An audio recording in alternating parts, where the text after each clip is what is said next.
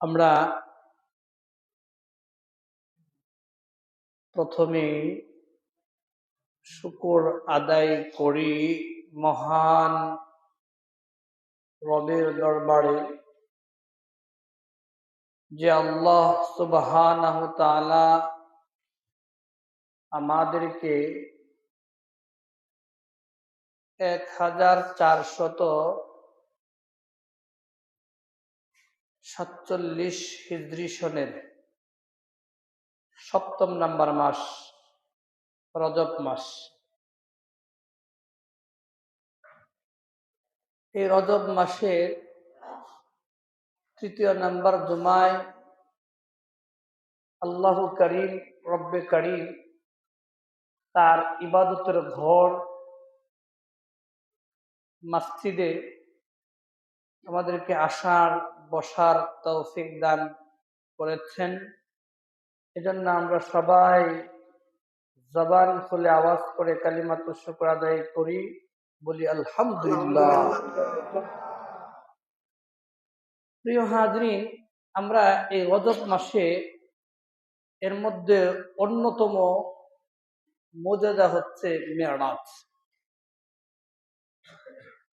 আমরা এই মেরাজ নিয়ে আলোচনা শুনছি।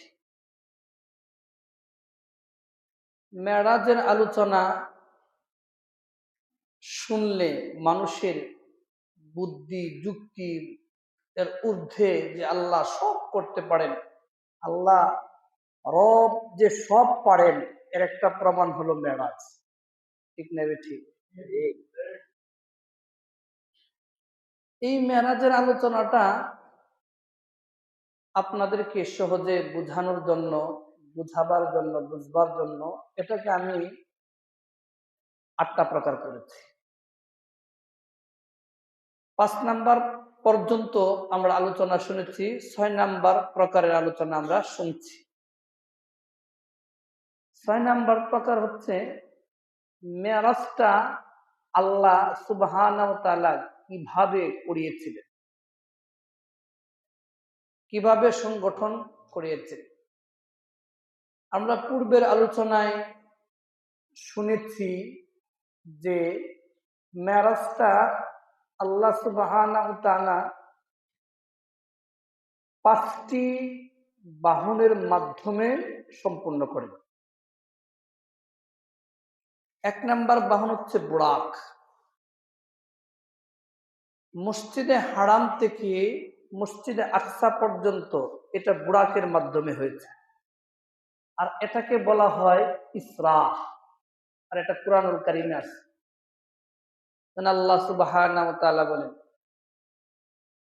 লাইলাম মিনাল মাসজিদিল হারাম ইলাল মাসজিদিল আকসা। আর রাতের কিছু অংশে আমি আমার বান্দাকে মসজিদে হারাম থেকে মসজিদে আকসা পর্যন্ত ভ্রমণ করালাম। রাতের কিছু অংশে, পুরো অংশে।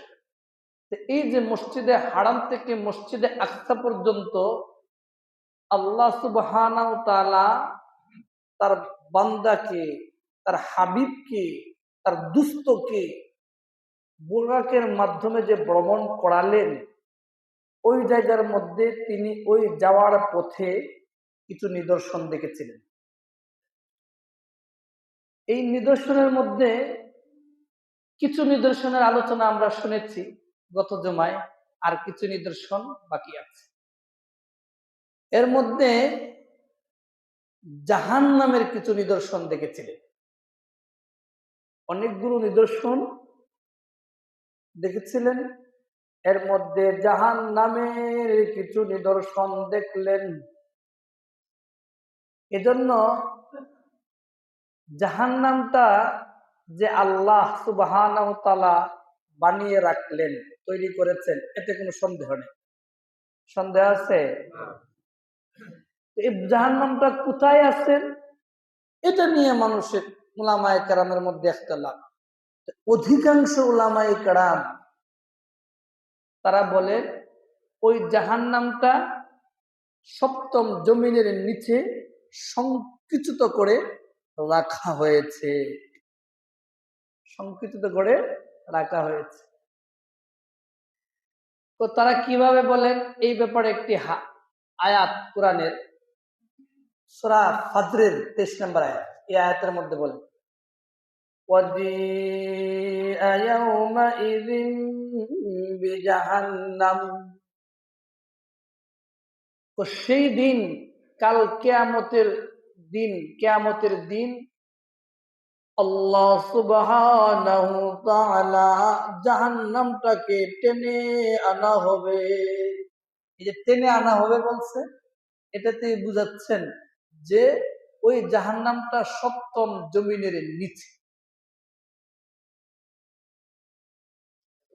তো সেই দিন মানুষ ইয়াউমাইযি ইয়াতাযাক্কারুল ইনসান, তো সেই দিন মানুষটা জাহান্নামটা দেখবে গো, দেখলে কোনো লাভ আসবে না।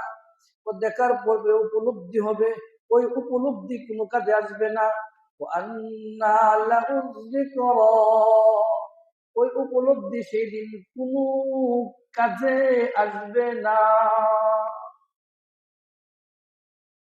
জাহান্নামটা তো সপ্তম জমিনের নিচে, এই ব্যাপারে একটি হাদিস, এই হাদিসটা আল্লাহ রাসূল সাল্লাল্লাহু আলাইহি সাল্লাম বলেন ইন্না জাহান্নামা তা'তাল আরদিস সাবিআ, নিশ্চয় জাহান্নামটা হলো সপ্তম জমিনের নিচে, সপ্তম জমিনের নিচে জাহান্নাম।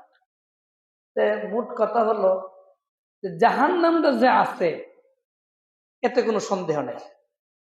এটা আসমানে তাপ, জমিনের উপরে তাক, আর জমিনের নিচে তাক আছে। তো ওই জাহান্নামের কিছু নিদর্শন আল্লাহ রাসূল সাল্লাল্লাহু আলাইহি সাল্লাম যখন মেরাজে যান, এই মেরাজে যাওয়ার পথে জাহান্নামের কিছু নিদর্শন দেখেন। আজকে আমরা 10টি নিদর্শনের কথা শুনবো। আপনারা কি শুনতে রাজি আছেন? শুনবেন, আমলও করবেন তো ইনশাআল্লাহ। এই 10টা নিদর্শনের কথা আজকে আমি বলবো। আল্লাহ রাসূল সাল্লাল্লাহু আলাইহি সাল্লাম যখন এই বুরাকের উপর সওয়ার হয়ে অগ্রসর হলেন, মাঝখানে কিছু নিদর্শনের আলোচনা আমরা গত জুমায় করেছি, এজন্য আমরা সেদিকে যাব। মসজিদে হারাম থেকে যখন তিনি বুরাকে সওয়ার হলেন, কিছু নিদর্শন দেখলেন। একজন বৃদ্ধ ডাকলো, একজন বৃদ্ধ পুরুষ ডাকলো, একজন সুন্দরী রমণী ডাকলো। ইয়াসরিব মদিনা মনোয়ারায় নামাজ পড়লেন, এরপরে তুর পাহাড়ে নামাজ পড়লেন, এরপরে ঈসা আলাইহিস সালামের জন্মস্থানে সেখানে নামাজ পড়লেন, এরপরে ফেরাউনের স্ত্রী আসিয়ার কবর থেকে পাশ দিয়ে গেলেন, সুঘ্রাণ পেলেন। এই আলোচনা এই পর্যন্ত ছিলাম। এটা শুধু শর্ট করে বললাম। আল্লাহ রাসূল সাল্লাল্লাহু আলাইহি সাল্লাম যখন বুরাকে সওয়ার হয়ে সামনে অগ্রসর হন, কিছু জাহান্নামের নিদর্শন দেখলেন। এই 10টা নিদর্শনের আলোচনা এখন আমরা শুরু করবো ইনশাআল্লাহ, আল্লাহ যদি আমাদেরকে তৌফিক দান করে। ওই আল্লাহ রাসূল সাল্লাল্লাহু আলাইহি সাল্লাম যখন বুরাকের উপর সওয়ার হয়ে সামনে অগ্রসর হন, একদল লোকের পাশ দিয়ে তিনি অতিক্রম করছেন। আর ওই হাদিসটাই আসছে আবু দাউদ শরীফে। আবু দাউদ শরীফের 4878 নম্বর হাদিস। আনাস ইবনে মালিক রাদিয়াল্লাহু তাআলা আনহু তিনি বলেন, আল্লাহ রাসূল সাল্লাল্লাহু আলাইহি সাল্লাম যখন মেরাজে যান, যাওয়ার পথে তিনি একজন লোককে দেখতে পান। ওই একদল লোক, তাদের নখ হচ্ছে বড় বড়। নাউজুবিল্লাহ বলেন। নখ কি বড় বড়। ওই নখের দ্বারা নখের মাধ্যমে তাদের মুখের মধ্যে আর বুকের মধ্যে আশ্রাচ্ছে।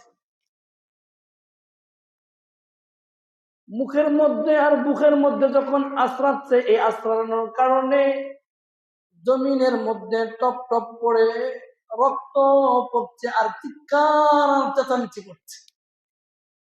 নাউজুবিল্লাহ বলি।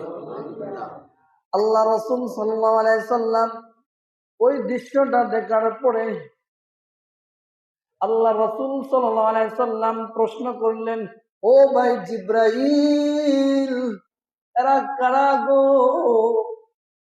এই দলের এত কষ্ট কেন? এরা কি অপরাধ করছে? ওই নখ দ্বারা যদি কেউ আছাড় দেয়, প্রিয় মুসলমান ভাইরা আমার, ওই নখের দ্বারা যখন শরীরে কত বিক্ষত করা হয়, তখন এটা প্রচন্ড ব্যথা পাওয়া যায়, ঠিক না বেঠি?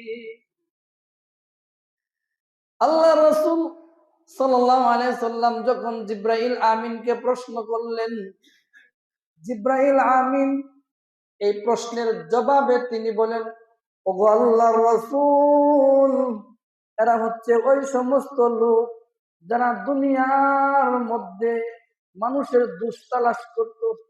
নাউজুবিল্লাহ বলেন। মানুষের দোষ তালাশ করত এবং বলে বলে বেড়াইতো এবং গীবত করত। এখন গীবতের ব্যাপারে আসেন, এই গীবতের সাথে জড়িয়ে যাচ্ছে, গীবত করছে প্রত্যেকটা শ্রেণীর মানুষ, এই গীবতের সাথে জড়িয়ে যাচ্ছে। শিক্ষিত মানুষ, অশিক্ষিত মানুষ, গ্রামের মানুষ, শহরের মানুষ, চার দোকানে বসে বসে, রাস্তার মোড়ে মোড়ে দাঁড়িয়ে, এমনকি মসজিদ মাদ্রাসায় বসেও গীবতের চর্চা হচ্ছে, ঠিক নেবে ঠিক। এই গীবতের কারণে এই শাস্তি তাদের হচ্ছে। শিক্ষিত মানুষ বলেন, অশিক্ষিত মানুষ বলেন, মহিলারা তো আরো বেশি এই গীবতের চর্চা করছে, গীবতের সাথে জড়িয়ে যাচ্ছে। ওই গীবত কাকে বলে এই ব্যাপারে একটি হাদিস বলি। ওই হাদিসটা আসছে মিশকাত শরীফের 4875 নম্বর হাদিস। ওই হাদিসের মধ্যে আবু হুরায়রা রাদিয়াল্লাহু তাআলা আনহু তিনি বলেন, আল্লাহ রাসূল সাল্লাল্লাহু আলাইহি সাল্লাম আমাদেরকে নিয়ে বসলেন, সাহাবায়ে কেরাম একসাথে বসা। তখন আল্লাহ রাসূল সাল্লাল্লাহু আলাইহি সাল্লাম আমাদেরকে প্রশ্ন করলেন, আতাদরুনা মাল গীবাতু, তোমরা কি জানো গীবত কাকে বলে? সাহাবায়ে কেরাম, আমরা কি জানি? আপনাকে আল্লাহ রাসূল, আপনার কাছে সরাসরি ওহী আসে, তো এই গীবতের ব্যাপারে আল্লাহ এবং তার রাসূলই ভালো জানেন। এই কথা বলার পরে আল্লাহ রাসূল বলল, শোনো, গীবত কাকে বলে জানো? ও গীবত বলা হয় যদি তার সামনে অথবা আড়ালে অগুছাড়ে এমন কথা তুমি তাকে বলো যে কথার মাধ্যমে সে কষ্ট পায়। যদি কোনো না এই লোকটা কালো, এই লোকটা বেঠে, ওই বড় লোক হইলে কিপটা, চার দোকানে বসে বসে এরকম আলোচনা হয় কিনা, ওই লোকটা বড় লোক হইলে কাপ চাও মানুষরে। আচ্ছা, এই লোকটা যদি শুনে এই কথাটা, সে কষ্ট পাবে কিনা? এটাই কি সাহাবায়ে কেরাম আল্লাহ রাসূলকে প্রশ্ন করলেন, ওগো আল্লাহ রাসূল, আমরা যদি যে দুষ ত্রুটি তার মধ্যে আছে এটা যদি আমরা বলে বেড়াই, বলি, আরে এটা বললেই তো গীবত। আর যদি এই দোষটা তার উপরে না থাকে, এটা হলো আরো বড় অপরাধ, তুহমত, এটা হচ্ছে অপবাদ, মিথ্যাচার, এটার জন্য আরো বড় অপরাধ, আরো বড় শাস্তি। এখন থেকে বলবেন চার দোকানে বৈশা বৈশা যে বড় লোক হইলে ও চা খাওয়াইতে পারেন না, মানুষের সাথে মিশতে পারেন না। আরে ভাই, হেয়ার জিনিসটা হেয়ার, আপনার জিনিস না।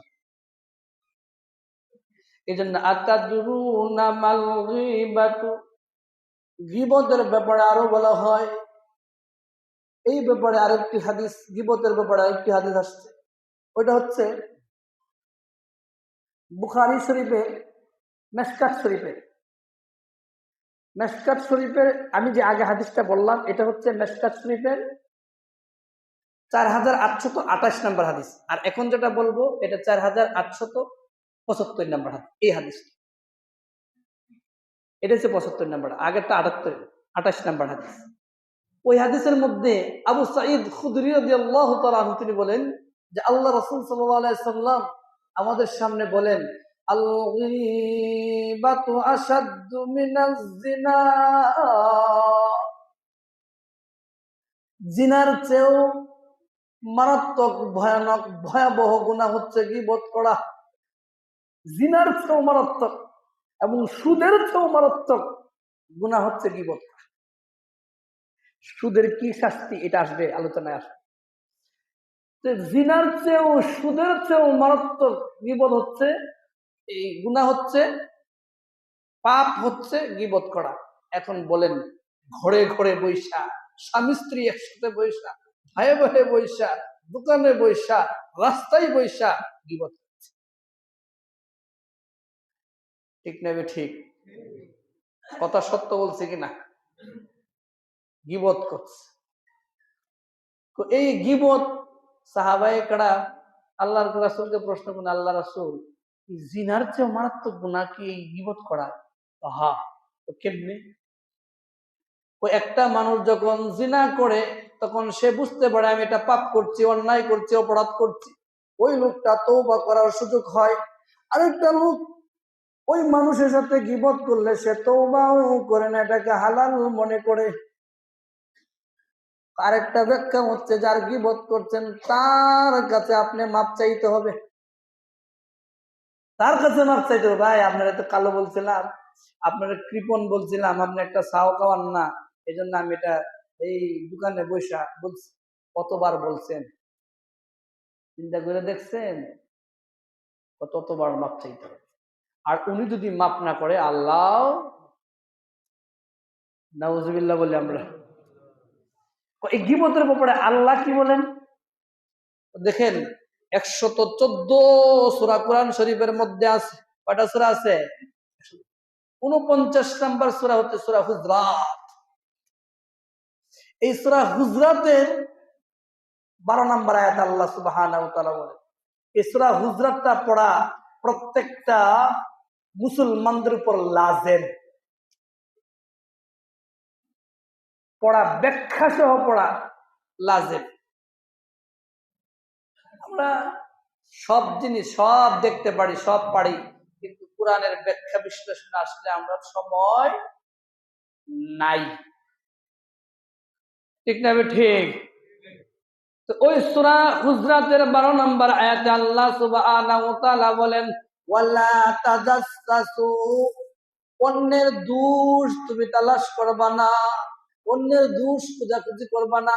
অন্যের দোষ যদি তুমি ঢেকে রাখো, কাল কিয়ামতের মাঠে আল্লাহ সুবহানাহু ওয়া তাআলা তোমার বড় বড় অপরাধ ঢেকে রেখে জান্নাতে নিয়ে যাবে।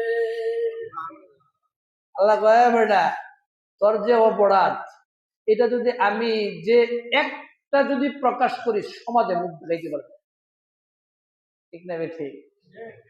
ওই যদি কেউ যদি আপনি অপরাধ ঢেকে রাখেন, আল্লাহ বলে তোর বড় বড় অপরাধ রেখে আমি তোর জান্নাতে নিয়ে যাব। ওয়ালা তাজাসসু ওয়ালা ইয়াগতাব বা'দুকুম বা'দা, তোমরা একে পরস্পর পরস্পর বসে গীবত করবা না, পরনিন্দা করবা না, মানুষকে কাটু করবা না, মানুষকে লজ্জা দিবা না। কারণ মানুষকে লজ্জা দেওয়ার জন্য আমি তোমাকে বানাই নাই, আমি তোমাকে বানাইছি উখরিজাত লিন্নাস, মানুষের উপকার হবে কেমনে, মানুষের কল্যাণ কামিতা কিভাবে করবা, এই জন্য আমি তোমাকে বানাইছি। সুবহানাল্লাহ বলেন না? এই জন্য আমি তোমারে বানাইছি। এরপরে বলেন, তোমরা একে অপরের গীবত করবা না। আমি একটা শাস্তির কথা তোমাদেরকে বলি, একটা অপরাধের কথা আমি তোমাদেরকে বলি। আইয়ুহিব্বু, এটা সূরা হুজরাতের 12 নম্বর আয়াতে আল্লাহ সুবহানাহু ওয়া তাআলা বলেন, আইয়ুহিব্বু আহাদুকুম আইয়াকুলা লাহমা আখিহি মাইতা। আল্লাহ বলেন, ও আমার বান্দারা, তোমার একটা ভাই মারা গেছে, মারা যাওয়ার পর এটা পচে দুর্গন্ধ বের হচ্ছে, এখান থেকে যদি কিছু গুস্ত এনে পাকানো হয়, এটা কি তুমি খাইবা? আপনারা কি বলেন, কেউ খাইবে? কেউ খাবে? খাবে। আল্লাহ সুবহানাহু ওয়া তাআলা, এটা কি তুমি পছন্দ করো? আমি রব জানি, আমি আল্লাহ জানি, আমি তো তোমাদেরকে বানাইছি, আমি তো তোমাদেরকে তৈরি করছি, আমি রব জানি। ফাকারিহতুমু, এটা তোমরা কখনো পছন্দ করো না। এটা যেহেতু পছন্দ করো না, অতএব তোমরা একে অপরের গীবত করে মরা ভাইয়ের গোশত খাও না। নাউযুবিল্লাহ বলি, নাউযুবিল্লাহ। এরপরে মনে আছে কিনা, জিব্রাইল আমিনকে যখন প্রশ্ন করলেন, ওরে ও ভাই জিব্রাইল, এদের এত কষ্ট কেন? ওই হাদিস আবু দাউদ শরীফের 4878 নম্বর হাদিস। মেরাজে যাওয়ার পথে 1 নাম্বার শাস্তি গীবতের। আল্লাহ রাসূল সাল্লাল্লাহু আলাইহি সাল্লাম প্রশ্ন করলেন, ও ভাই জিব্রাইল, এদের এত কষ্ট কেন? এদের কি অপরাধ? জিব্রাইল আমিন বললেন, ওগো আল্লাহ রাসূল, তারা দুনিয়াতে মানুষের দুশ্চর্চা করত আর গীবত করত। আল্লাহ রাসূল সাল্লাল্লাহু আলাইহি সাল্লাম প্রশ্ন করেন, ও ভাই জিব্রাইল, এই শাস্তি কতদিন পর্যন্ত চলবে গো? জিব্রাইল আমিন বলেন, ওগো আল্লাহর রাসূল, এই শাস্তি কিয়ামত পর্যন্ত চলবে। একটু আওয়াজ করে বলি নাউযুবিল্লাহ। কিয়ামত পর্যন্ত চলবে 1 নাম্বার শাস্তি। এরকম 10টা শাস্তির কথা বল। সামনে বোড়াকা করে আরেকটা অগ্রসর হইয়া দেখেন আরো আজীব আশ্চর্যজনক শাস্তি হবে। কি? একটা দরিয়া, একটা সাগর, একটা পুকুর, ওই পুকুরটা রক্তে আর পুজে মিশ্রিত। বলেন নাউযুবিল্লাহ। এই দুঃখের মধ্যে দেখে একদল লোক এখানে এই রক্তের সাগরের মধ্যে হাবুডুবু খাচ্ছে আর কিনারায় আসার জন্য আপ্রাণ চেষ্টা চালাচ্ছে। যদি কোনো ক্রমে আসতে পারে, আসার পরেও একদল লোক ওই পাথর মারে আবার দূরে চলে যায়। আবার কোনোভাবে আসতে পারলে ওই লোকেরা পাথরকে লুকমা বানিয়ে, তারা খানা পাথরকে লুকমা বানিয়ে খাচ্ছে। আল্লাহ রাসূল সাল্লাল্লাহু আলাইহি সাল্লাম জিব্রাইল আমিনকে প্রশ্ন করেন, ওগো জিব্রাইল, এরা কারা গো? এদের অত কষ্ট কেন? এদের এত অবস্থা, এই অবস্থা, করুণ অবস্থা কেন গো? জিব্রাইল আমিন বলেন, ওগো আল্লাহ রাসূল, এরা হচ্ছে ওই সমস্ত মানুষ যারা সুদ খায়। নাউযুবিল্লাহ বলবেন না? সুদ খায়। মানুষ অনেক কষ্ট করে টাকা উপার্জন করে, সে 1 লাখ টাকা দিয়া প্রত্যেক মাসে 10,000 টাকা নিয়ে যায়। ওই সুদ খায়।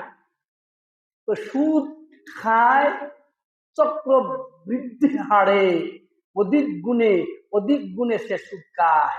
এরা সুদকুর। সুদকুরের ব্যাপারে আল্লাহ সুবহানাহু ওয়া তাআলা সূরা আলী ইমরানের 30 নম্বর আয়াতে বলে, ইয়া আইয়ুহাল্লাযীনা আমানু লা তাকুলুর রিবা আদআফাম মুদাআফা। ও আমার ঈমানদার বান্দারা, ও আমার শেষ নবীর উম্মতেরা, ও উম্মতে মুহাম্মাদিরা, আমি তোমাদেরকে আমার বন্ধু হিসাবে বলছি। ঈমানদার বান্দারা হলো আমি আল্লাহর বন্ধু।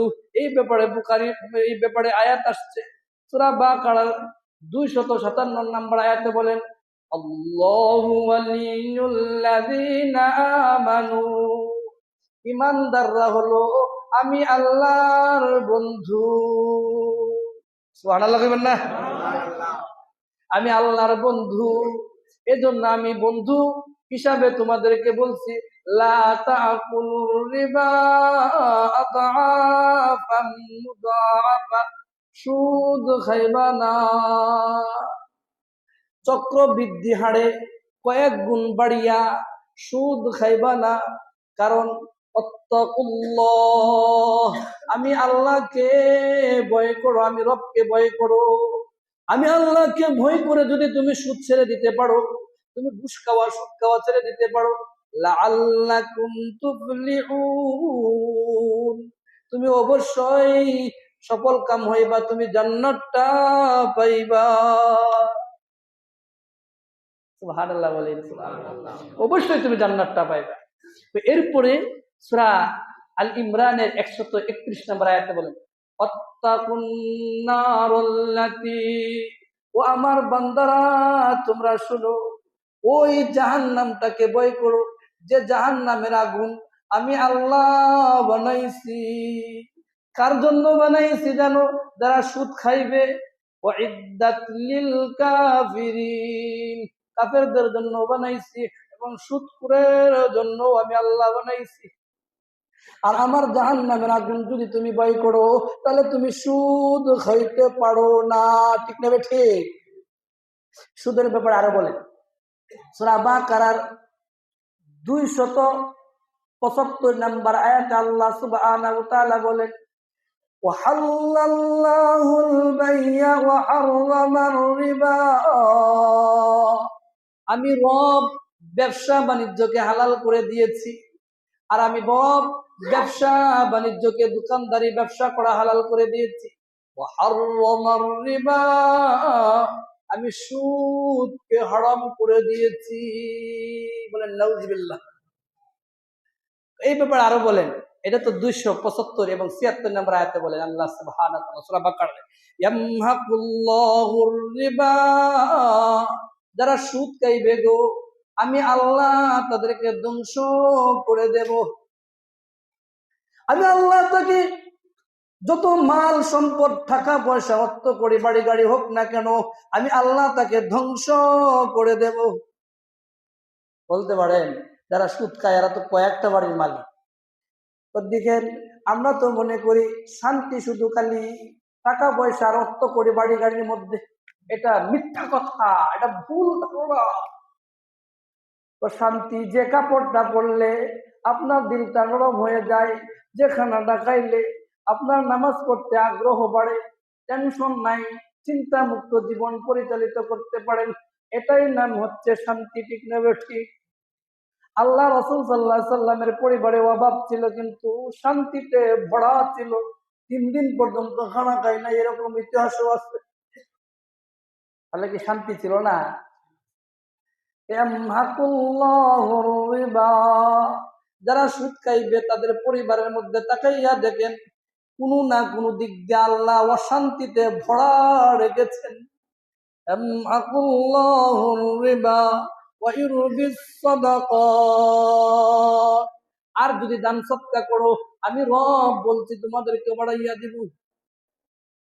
এই 276 নম্বর হাদিস, 279 নম্বর হাদিসের মধ্যে বুখারী শরীফে সূরা বাকারার 279 নম্বর আয়াতে বলেন, তোমরা যারা সুদ খাইতেছ আমি আল্লাহ এবং আমার রাসূলের ব্যাপারে যুদ্ধ ঘোষণা করছি।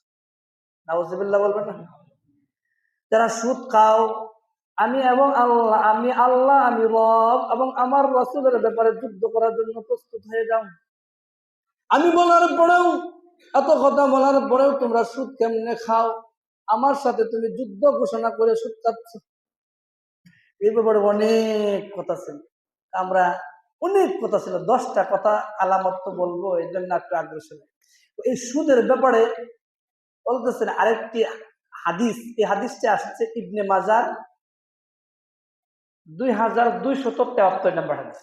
আবু হুরায়রা রাদিয়াল্লাহু তাআলা আনহু তিনি বলেন, আল্লাহ রাসূল সাল্লাল্লাহু আলাইহি সাল্লাম মেরাজের রাতে যখন যান, মেরাজের রাতে, তখন তিনি দেখেন বুতুনহিম, কিছু মানুষের পেট অনেক বড়, অনেক বড়, আর এই পেটের মধ্যে বিষাক্ত সাপ ঘোরাঘুরি করছে আর দংশন করছে।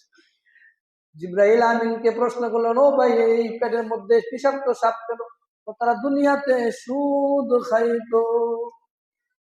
আল্লাহ কয়, কা জন্মের কাওয়াকা, তুই আইবে না, আমার কাছে আসতে হবে না, সেই দিন তোকে আমি বুঝাবো আমার সাথে যুদ্ধ ঘোষণা করছস।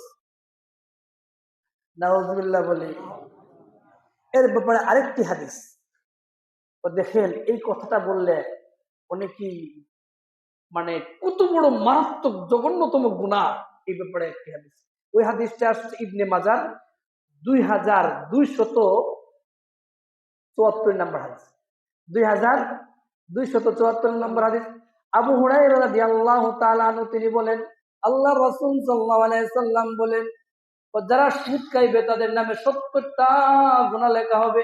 এই ব্যাপারে আরেকটি হাদিস আবু ইবনে মাজার 2275 নম্বর হাদিস, যারা সুদ খাইবে তাদের নামে 73টা গুনাহ লেখা হবে। এর মধ্যে সর্বনিম্ন গুনাহ হচ্ছে গো আপন মায়ের সাথে জিনা করলে। আমি একটা কথা বড়াই বলতেছি না, সব দলিল দিতেছি, আপনারা গুগলে সার্চ দিবেন পেয়ে যাবেন। আপন মায়ের সাথে জিনা করলে যে পরিমাণ গুনাহ, আপন মায়ের সাথে জিনা করলে যে পরিমাণ গুনাহ হয়, 73টার গুনার মধ্যে সর্বনিম্ন গুনাহ হচ্ছে সুদ খাওয়া।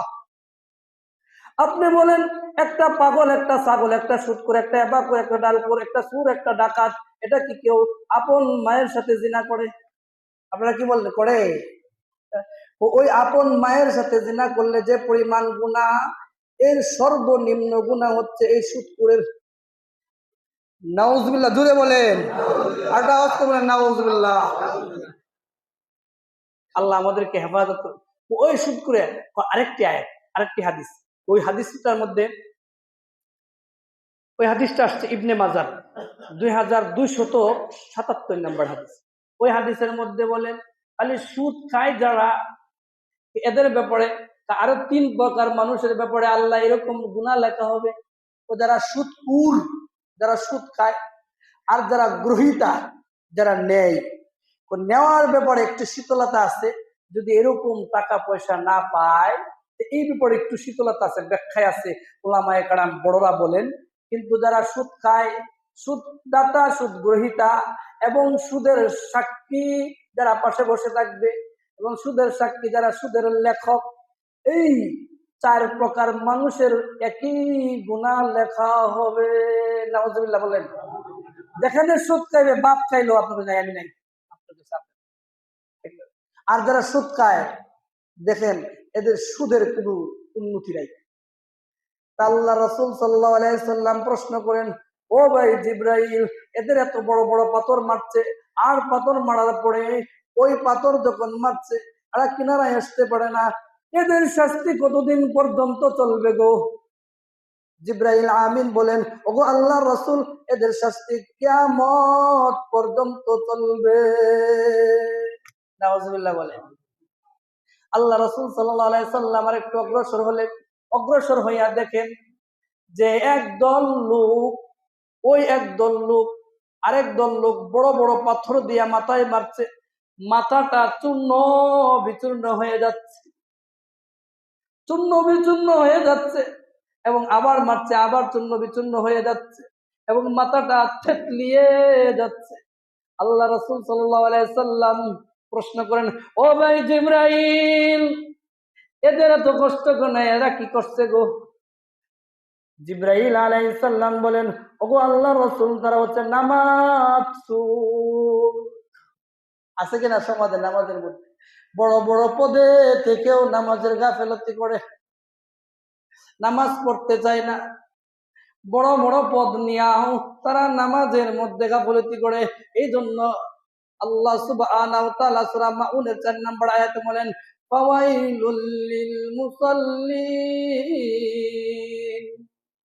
নামাজীদের জন্য রয়েছে ওয়াইলুন নামক জাহান্নাম, নামাজীদের জন্য শাস্তি রয়েছে, যারা নামাজ পড়বে তাদের জন্য শাস্তি রয়েছে। কিরকম নামাজি?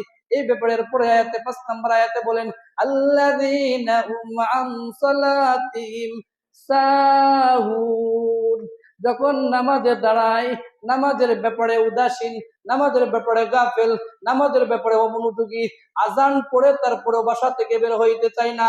আল্লাহ বলে, এমন সময় আসবে রে, তোরে বাসায় রাখবে না। ঠিক না ঠিক? এমন সময় আসবে আমি যখন তোর শরীর থেকে প্রাণটা নিয়ে যাব, তোরে বাসায় রাখতে চাইবে না, 10 মিনিট রাখবে না। ঠিক না ঠিক? ওই নামাজের ব্যাপারে গাফেল, ও নামাজের ব্যাপারে কেমন গাফেল, এই ব্যাপারে ব্যাখ্যা আসছে। ও যারা আজান পড়ে মসজিদের মধ্যে সময় মতো ওয়াক্ত মতো নামাজ পড়ে না, মসজিদে আসে না, এরকম একটা ব্যাখ্যা। আরেকটা হচ্ছে নামাজে যখন দাঁড়াই কেমন ভাবে দাঁড়াই, এর ব্যাখ্যাটা অন্য এক আয়াতে আসছে, সূরা নিসার 142 নম্বর আয়াতে আছে, وَإِذَا قَامُوا إِلَى الصَّلَاةِ قَامُوا كُسَالَى যখন নামাজে দাঁড়ায় মনে হয় যেন খেলা করছে, এদিক সেদিক তাকায়, সেজন্য নামাজের দ্বারা এটা বুঝাই যায় না।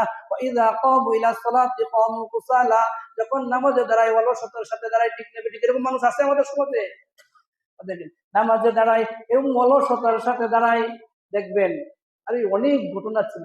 নামাজে দাঁড়াইয়া মানুষ দেখে কে গেছে না গেছে, নামাজে দাঁড়াইয়া কারেন্ট গেছে, ওই কারেন্ট গেছে খাদেম বলে বল কারেন্টটা ছেড়ে দিই।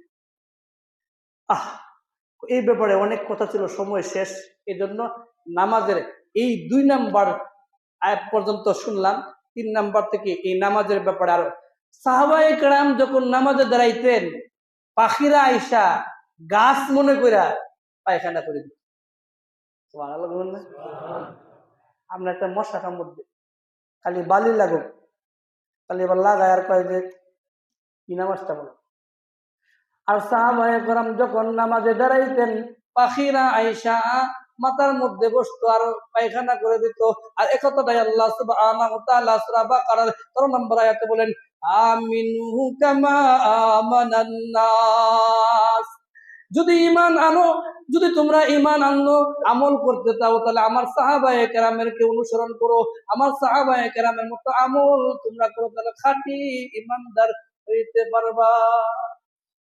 ঠিক না ঠিক? আল্লাহ আমাদেরকে ওই জাহান্নামের আগুন থেকে বাঁচার তৌফিক দান করুন, সকলে বলে আমিন।